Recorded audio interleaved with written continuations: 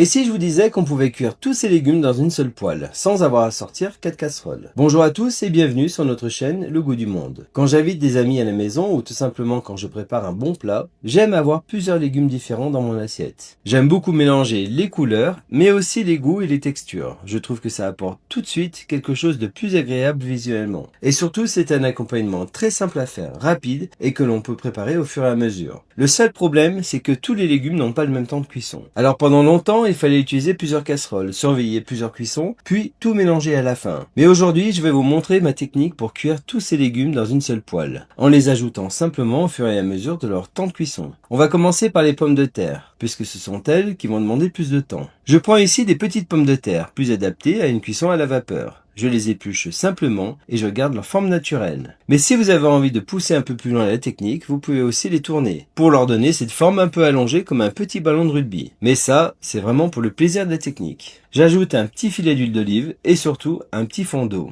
Attention, pas besoin d'en mettre beaucoup. Juste ce qu'il faut pour accompagner la cuisson. Je couvre et je laisse cuire. D'ailleurs, cette technique fait partie des 100 techniques de cuisine que j'ai réunies dans notre e-book 100 techniques de chef, en regroupant des techniques que j'ai apprises au fil de mes 34 années de cuisine. C'est un peu un résumé de mon expérience, avec des astuces simples et pratiques que j'utilise vraiment en cuisine. J'en suis vraiment très fier, et si ça vous intéresse, je vous invite à les découvrir.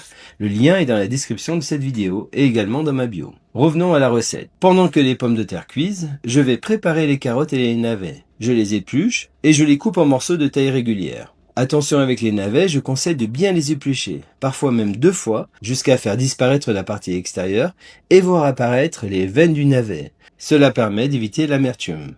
Une fois les carottes et les navets prêts, je les ajoute directement dans la poêle avec les pommes de terre.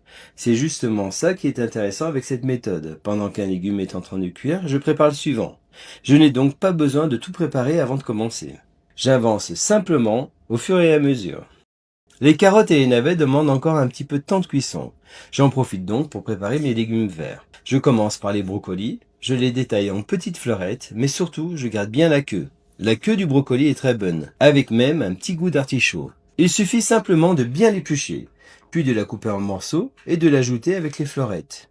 Je prépare ensuite les haricots verts, je les équeute et je les recoupe en deux, simplement pour avoir une bonne taille et quelque chose de joli dans l'assiette. Je prépare également mes courgettes en petits tronçons. Et normalement, le temps de préparer tout ça, mes carottes et mes navets sont presque prêts.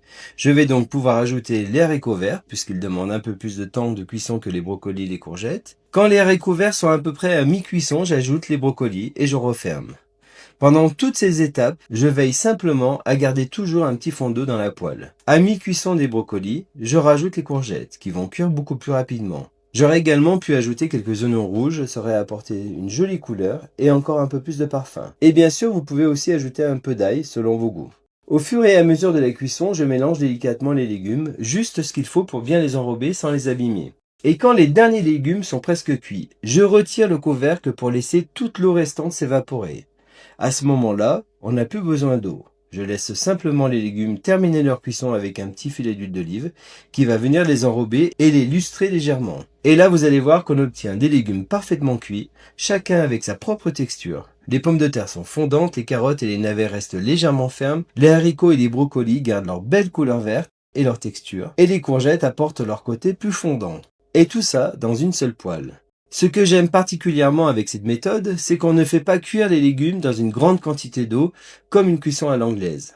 Le goût des légumes ne se dilue donc pas dans l'eau. Ils cuisent doucement, avec très peu d'eau, l'huile d'olive et ses propres sucres. On conserve aussi beaucoup plus facilement leur saveur, leur couleur et leur texture.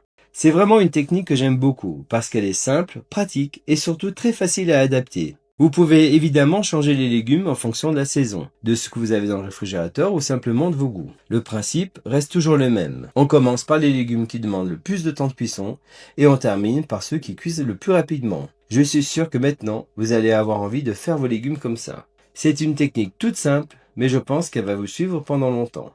Alors, si vous avez aimé ce genre de technique, n'oubliez pas le petit like, abonnez-vous à la chaîne et surtout, dites-moi en commentaire vos retours d'expérience.